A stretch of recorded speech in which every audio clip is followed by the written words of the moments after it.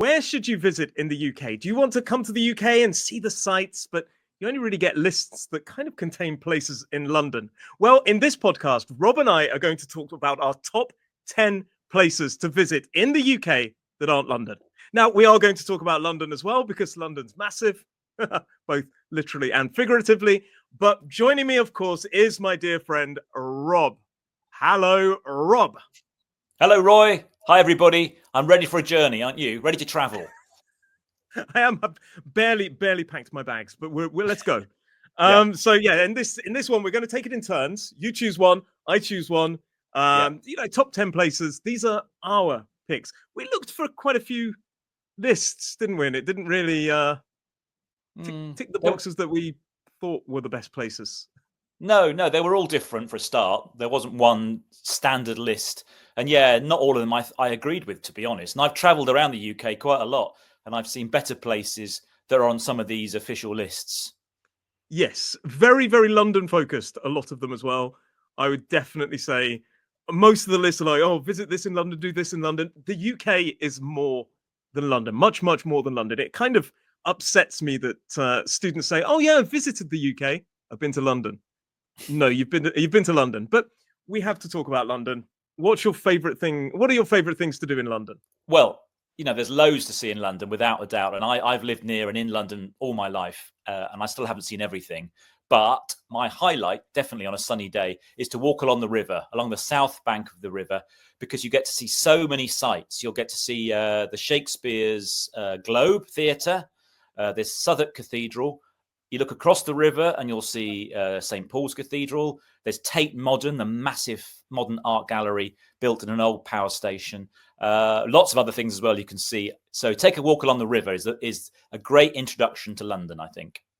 Yeah. And then you can always sort of see the Houses of Parliament. We didn't mention that. You can see what we call Big Ben quite often, although that's technically called Elizabeth Tower. Big Ben is the name of the bell inside. Then you can see the Tower of London, Tower Bridge. It's just, there are so many iconic buildings. Iconic means very famous or popular, especially being considered to represent a particular place or a particular time. So there's just it's just iconic, an iconic city. And then you can walk up to see Trafalgar Square, the art gallery. Then there's the Natural History Museum not far away. It's all there on your doorstep, all these famous things. Yeah. And this we have loads of all the museums. I say all the museums in London are free as well, or most of them are, which is a bonus as well. So there is so much to do in London. It is a great world-class city. And who is it who wrote many years ago? They wrote, "If you're tired of London, you're tired of life." Samuel Johnson said, if you're tired of London, you're tired of life. And I agree with that. There's so many cultures. It's a melting pot of different cultures. Melting pot basically sort of describes this kind of wonderful mixture of different cultures and traditions all coming together. And I love the food and the general buzz of the city. There's something for everybody. Yeah, definitely. But do London first, maybe, and then get out of London and see the rest of the UK. That's my advice. Yeah. And that's why we're focusing on 10 other places to visit that aren't London, because everybody talks about London. We just talked about London for 3 minutes after saying we weren't going to talk about it. But it is an amazing city to visit, but there is so much more to the UK. So, sir, I ask you, what's your number one? Number one for me has to be Edinburgh, the capital city of Scotland. Edinburgh is a beautiful city, so much to see and do. The architecture, the buildings, and of course the big thing in the summer is the Edinburgh Fringe Festival, when there's loads of art, music, comedy shows going on everywhere. The city's packed, but it really has got a great buzz about the place. Have you been? I have many years ago, and I honestly need to go again. It's, from memory, it's got a very creative buzz about it. It's got a creative vibe. It's a real city for artists and people that love history. Edinburgh Castle, and then I would say at New Year they've got Hogmanay. So that's another. You can visit in Hogmanay. You could visit for their New Year traditions. They know how to party in Scotland, and it's a great city to do it in. Yeah, I agree with your first choice. Thank you. So number two on the list, and number one for me, is going to be Norfolk, but actually, technically, the Norfolk Broads. So the Norfolk Yeah. Broads are basically a series of canals and rivers with just absolutely beautiful kind of surroundings, and you can actually rent a boat. You can hire a boat, and you can go out on the Broads, and you can go with your friends. Some people do it. I think we've done it with a few. I've done it with my family. It's kind of like a camping holiday, but instead of going camping, you are on a boat, and you can go around. It's just absolutely wonderful. You can pull your boat up to a pub, have a few drinks. I don't think you can drink and sail a boat technically, but as long as somebody stays sober, the captain stays sober, the rest of the people can have a few drinks. And people, you see them drinking on the boats, or the people with their families, and it's just like a kind of very unique experience. Have you done it? Not on the Norfolk Broads. I have been on a boating holiday and a canal boat holiday because we have a lot of canals in Britain as well. And you can get these little narrow boats and go down the river. But I haven't been on the Norfolk Broads, but I have been to that part of the UK. It's in the east, isn't it? The eastern part Yeah. of the UK in Norfolk. And it's called the Norfolk Broads. Yeah. I've heard it's very beautiful. That's my first choice, which I think I surprised you with there. What's yours? I wasn't expecting that. I wasn't expecting that, Roy. Yeah. What's your next choice? Well, I mentioned a city first of all, so now I'm going to go to another city, but this time it's apparently Britain's smallest city, and this place is called St David's, and it's in Wales and the west of the UK, right on the sort of western tip. So it's by the sea. It's got a beautiful cathedral, but other than that, it's a bit like a village with a big cathedral in the middle of it. There's obviously some cafes and restaurants.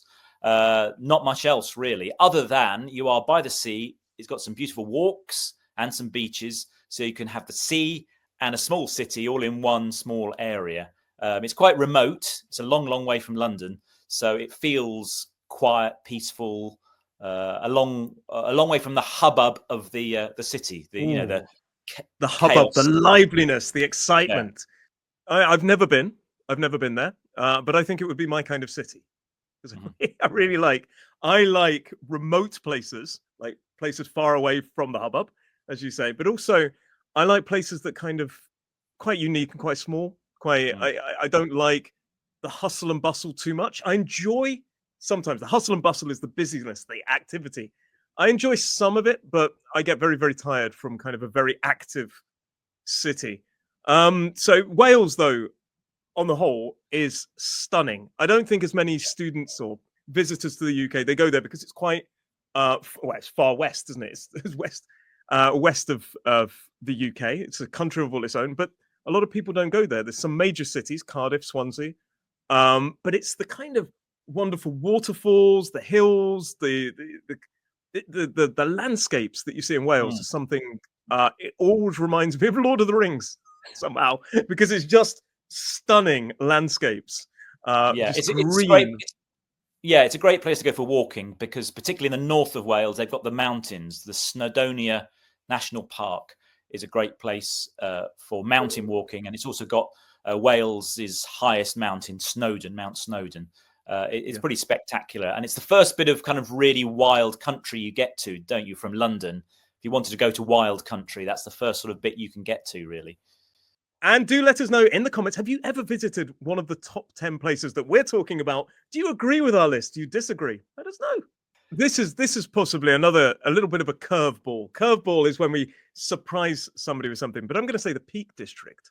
And in the Peak District, you can visit things like the Blue John Mines, where you can go down in mines and see how they used to mine. There's also houses like Chatsworth, which is in the south of the sort of Peak District. The Peak District is in Derbyshire. So in the middle of the Peak District, you've got Buxton. Have you ever been to Buxton? I have. It's a famous spa town, isn't it? You can drink spa water, natural water. Yeah, and it's such a Victorian town with these stunning Victorian buildings, and it looks like it's just been trapped in time. And you come off of these wonderful hills, and you arrive at Buxton. And I think it's just this amazing little reward halfway through your journey back in time. And I highly recommend the Peak District. I highly recommend Buxton as well. That's my second choice. Yeah, you mentioned that was a national park, didn't you? And in the UK, we have these national parks. The Peak District is one of them. Snowdonia, that I mentioned in Wales, is another one. And you mentioned the Lake District. These are great places if you want countryside. I think the Norfolk Broads is also now a national park. These are areas, natural areas that are preserved, so they can't build on them. So it's a great place to experience.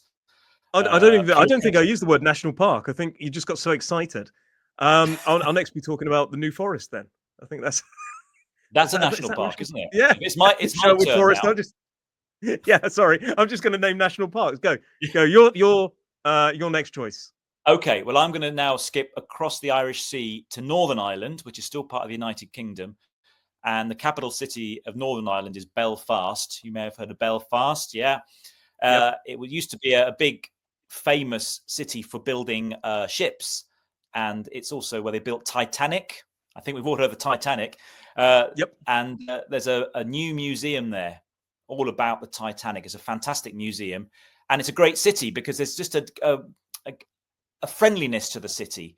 You know, a good place to have a pint of Guinness and have some crack, which means good time, doesn't it? I think. Yes. In Irish. What's the crack? What's the crack?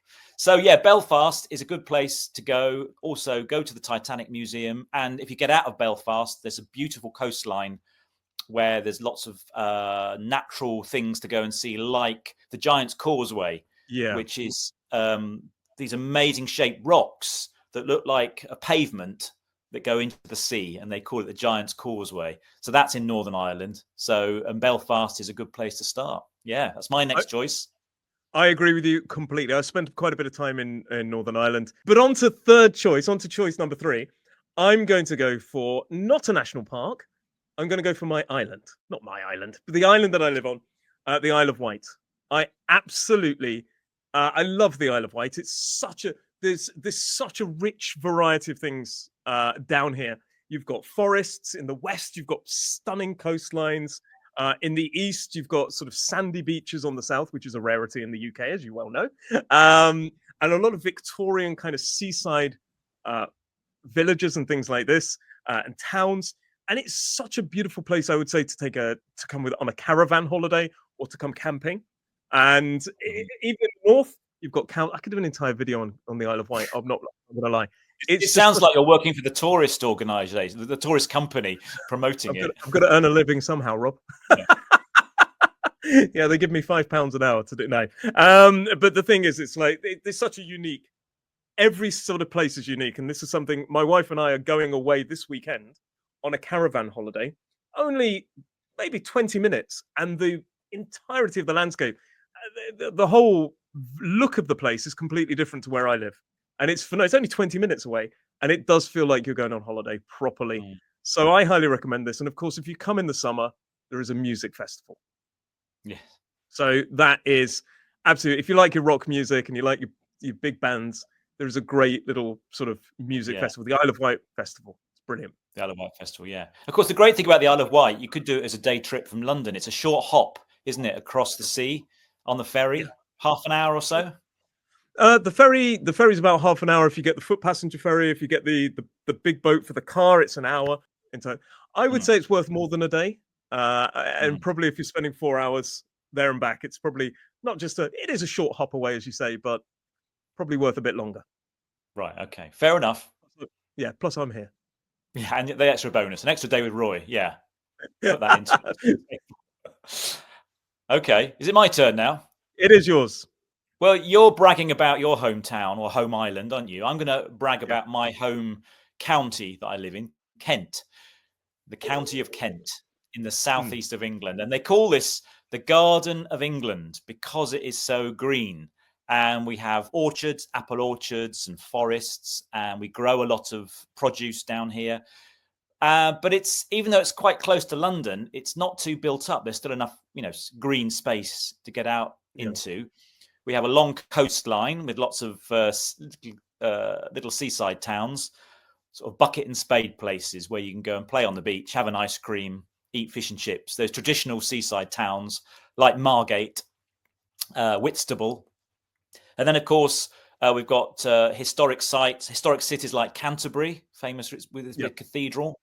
and Rochester, which has another cathedral. So, lots of history. And of course, we have lots and lots of castles down this way. There's Leeds Castle. I'm trying to think of Dover Castle is pretty impressive. Walmer Castle. Yeah, anyway, there's loads of castles if you like castles. So it's packed full of history. And the other thing is, if you don't like Kent, one of our biggest towns is Dover. And from Dover, you can get a ferry to France. So we're not far from France. I don't think one of the selling points of Kent should be the way to leave it, but there you go. But I agree with you. Canterbury is incredible. It is such an incredible place. And yeah, I love it. I love it's again, oh my goodness, there's so many places I could put on this list. And I'm struggling to justify not putting places on this list. And it might do a best of the rest, even though probably if you think about it, you could have put these higher. Canterbury was on my list and you've taken it, and I'm really grateful for you taking it because it frees up space for Manchester. What? Yeah, okay. Manchester. I know. Okay. You see, it Manchester rains a lot in Manchester. It rains a lot in Manchester, doesn't it? It does. I lived in Manchester for a while. Manchester, I know that I knew this was going to be not controversial, but I knew it was going to be we've done these such picturesque places. Manchester has got some absolutely stunning areas, but the reason I love Manchester is it is very kind of it's got a very alternative culture. There is a lot of kind of rock bars, indie bars, and it's got a very vibrant scene. It's a very lively city, lots of pubs, lots of places to drink, lots of places to go. And it's also got that industrial history. And you can see that in the architecture. There's so much going on. For me, it's the only other city in the UK that I would probably live in now if I was going to go back to a city. I absolutely love it. And London's a bit too busy for me. Manchester is big, but it's small enough to be kind of a city on its own thing. And there's so many bars, restaurants. There's such a nice culture. Everybody's like got an interesting sense of dress. Like it looks like a very unique and vibrant place. Then, of course, you've got Curry Mile. Curry Mile, if you like curry, that's the place to go. I discovered some of the most amazing curries and food that I've ever had. It's in Rusholme, I think. You've got the Trafford Centre, which is brilliant for shopping. You've got two of the biggest football clubs in the country as well, with a huge rivalry. And it is a huge bed of music scene, a bit like Liverpool. I wanted to put Liverpool on the list, but Liverpool and Manchester, I know I've sounded like I've started a rivalry there again. But Manchester's got some amazing music scene, as has Liverpool. Liverpool's also incredible. Sorry, I snuck on two for the price of one there. Two brilliant cities. I agree. I do like Manchester. It's only 2 hours on the train from London as well. It's very quick on the train to get there. But yeah, no, I like the vibe and the atmosphere of Manchester. It's a kind of what we call a grand northern town, isn't it? Yeah. And please do let us know what your experience of these places is. Do you love these places that we're talking about? Do you think there are better places? Let us know where you would visit. What would be on your top 10 down in the comments? What's your final choice of 5? Well, my final choice, I'm going to get away from the crowds of Manchester and London and any city. I'm going to go to the extreme corners of the United Kingdom, and I'm going to go to the Outer Hebrides. Okay. Oh my goodness, you have, haven't you? A group of islands on the extreme west coast of the UK. I've been there a couple of times. They are just so picturesque, very remote. You have to get it's a long ferry journey to get there, and there's lots of islands. You can go from one island to another island to another island. The beaches are white, absolutely white. The water is crystal clear. It's too cold to swim in though, but and very few people there. Lots of wildlife, of course, but very few people. And the people who are there have lots of traditions that you can join in with, dancing and eating and those sort of things. There's not much else to do really, other than just wander around and explore. And that's what I love about it. And it's so remote. And there is one island, if you don't get the ferry, you can fly to it and the plane lands on the beach. It lands on the beach. The runway is made of sand. I'm terrified of flying. Oh, don't do it then, Roy. And of course, a lot of people there speak Gaelic as well as English. But the traditional language is Gaelic, So, nice. And all the signs are written in Gaelic as well. So it almost feels like you're in another country, abroad. Well, to Scots, you might say you are in another country, but, it does feel different, My final choice is really, really difficult now because you've left me with some incredible choices. I'm going to go with York. Oh, York, right. amazing city, incredible. It is the heart of the kind of ceremonial county of Yorkshire, which has now been split into different counties. It's got this such a lot of architecture from just old architecture, and you can really get this. There's places like the Shambles, which is this lovely little lane that looks straight out of Harry Potter. If I'm totally honest, you've got York Minster. You've got it's there's such a lot of kind of medieval architecture, and it's just this beautiful city that's like really historic, and at the same time, it's a city, a modern city, so you can go and get your restaurants and your there's everything there. But it's got this wonderful thing, and of course, it's got a strong link to the Vikings. York was called Jorvik, so you can go to the Jorvik Viking Centre and learn about the history of the Vikings in the UK. Spoiler alert, a lot of them didn't have horns. They did not. That was something we added apparently in paintings, but who knows? I wasn't there. Time machine is currently broken, Rob. And one of my favorite places, I'm about to really reveal something to you, Rob. One of my favorite places in the world, and it is free, the National Railway Museum. I love it. I go there every time. I don't know if it makes me sound a little bit old, but two of my favorite trains are there, sometimes three. There's the Flying Scotsman, was very there famous. recently when I went. The Mallard is a permanent fixture, and The Mallard's a famous old steam train, isn't it? And it broke yes, it set the world record of the fastest it steam did. engine. Is that right? I think it still holds the record. I think it still holds the record of the fastest steam train. Scotsman is obviously Flying Scotsman is famous, but my favorite train as well, my third favorite train, is the Intercity 125. I love that train. It just reminds me of my childhood at train stations in Nottingham and Derby, waiting for a train, and it would come in. And of course, I think there are some still in service in certain parts, but it's kind of an 80s and 90s train that's gone. And I just remember the Intercity 125 pulling in, the smell of it and the look of it. And it's now in a museum, which probably makes me feel a little bit old. Yes. But I love that train. It's iconic of British Railways for me. So for me, York is a winning city. Yeah, I'm with you on that one. I do love York, definitely. York Minster as well, which is the big. It's a minster, not a cathedral. It's like a cathedral, isn't it? Yes, same thing. What I'll say is thank you very much for joining me today. If you do want to learn more about life in the UK, the do's and don'ts, and how to be polite, all you need to do is click on this video here, and we'll see you in the next podcast. Thanks very much for watching. Bye.